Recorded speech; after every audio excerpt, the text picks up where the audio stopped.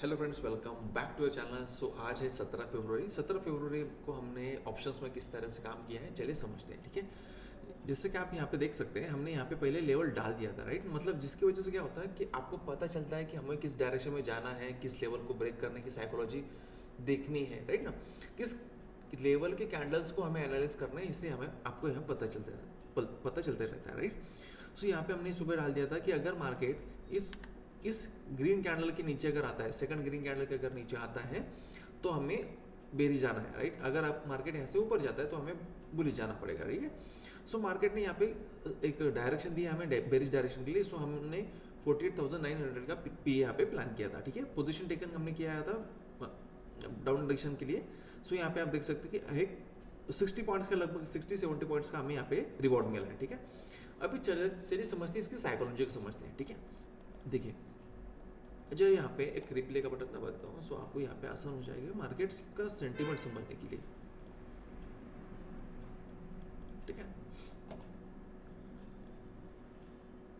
देखिए, first candle जो ये बन रही है ना, इसका मीनिंग क्या है कि मार्केट में आपको, जैसे मैंने प्रीवियस टाइप में भी एक टिप बताया था कि ये जो स्विंग्स हैं, राइट, ये स्विंग्स हैं, ये स्विंग के अगेंस्ट कभी काम नहीं करना, ठीक है। ये स्विंग के अगेंस्ट कभी काम नहीं करना, क्योंकि इसका मतलब क्या होता है कि मार्केट ने बेरिश डायरेक्शन को पूरी तरह से एब्जॉर्ब करके मार्केट ऊपर जा रहा है, राइट।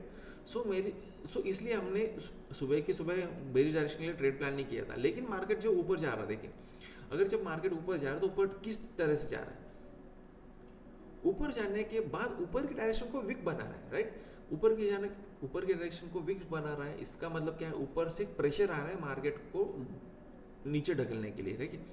अगर ये प्रेशर यहीं पे रुकता, जैसे हमने आपको बताया था, अगर विक के साइड में ही मार्केट अगर रुकता है और कंटिन्यू करता है, तभी हम ऊपर जाने के लिए तैयार थे। लेकिन उसके बाद क्या हुआ, मार्केट ऊपर नहीं गया, राइट। देखिए, मार्केट ऊपर नहीं क्लोजिंग दे रहा है, मार्केट क्या कर रहा है, नीचे आ रहा है, ठीक है। मतलब आपको जैसे मैंने यहाँ पे कहा है कि मार्केट को यहाँ, अगर मार्केट यहाँ पे रुक जाता है इस तरह से और ब्रेकआउट देता तो ऊपर के डायरेक्शन के लिए जाते हैं, राइट। लेकिन मार्केट ने यहाँ पे कंसोलिडेशन नहीं किया, मार्केट क्या कर रहा है, नीचे आ रहा है। मतलब कहाँ पे आ रहा है, नीचे आ रहा है इस ग्रीन कैंडल के नीचे, ठीक है। इस ग्रीन कैंडल के नीचे यहाँ पे आ रहा है।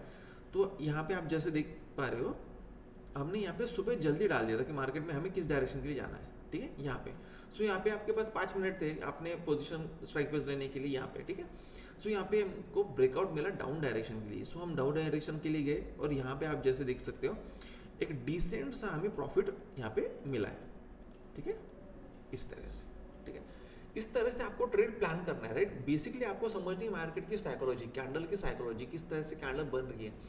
देखिए, आप किसी भी इंडिकेटर को फॉलो कीजिए, किसी भी इंडिकेटर का आप यूज़ कीजिए, उसमें आपको हर टाइम 50-50% का रेशो रहेगा, विन रेशो रहेगा।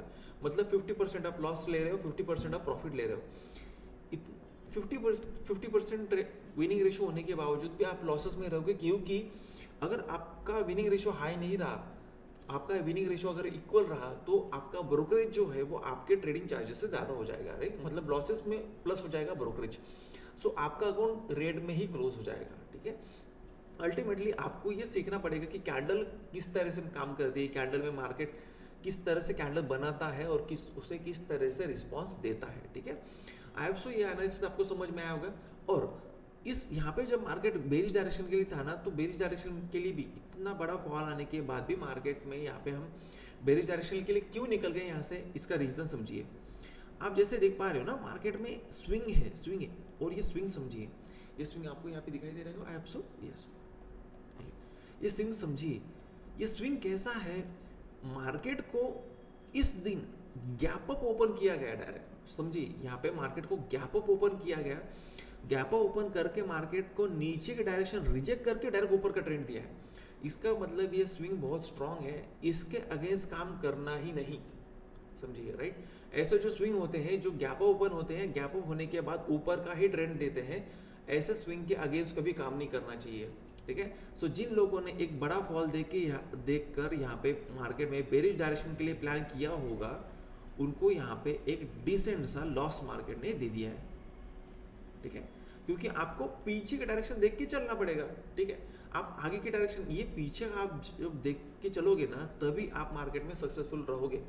आपको पता चलेंगे सपोर्ट क्या है, आपको पता चलेंगे रेजिस्टेंस कहाँ है। इंडिकेटर जो है वो, इंडिकेटर को पता नहीं है मार्केट में सपोर्ट कहाँ है, इंडिकेटर को पता नहीं मार्केट में रेजिस्टेंस कहाँ है, वो बस कैंडल के पीछे पीछे घूमता रहेगा। और आप कैसे ट्रेडिंग करते हो, आपकी ट्रेडिंग समझिए। अगर आप इंडिकेटर यूज करते हो तो आप पहले लगाते हो कैंडल, राइट। कैंडल के पीछे काम करता है इंडिकेटर, और इंडिकेटर को फॉलो कर रहे हो आप, राइट। मतलब ये 3 स्टेप हो गया। आप बीच में से इंडिकेटर को हटा दीजिए, डायरेक्ट कैंडल को फॉलो कीजिए। कैंडल को फॉलो करोगे ना तभी आपको लैगिंग नहीं महसूस होगी। देखिए, इंडिकेटर को साथ में लेके काम करना मतलब आप इमोशन लेस ट्रेडिंग कर रहे हो, राइट। इमोशन लेस कि मार्केट में ये इंडिकेटर भी क्रॉस हो रहा है तो यहाँ पे पोजीशन मेरी बनेगी, राइट। तो इसमें इमोशन नहीं है, इसमें एल्गोरिदम है, राइट।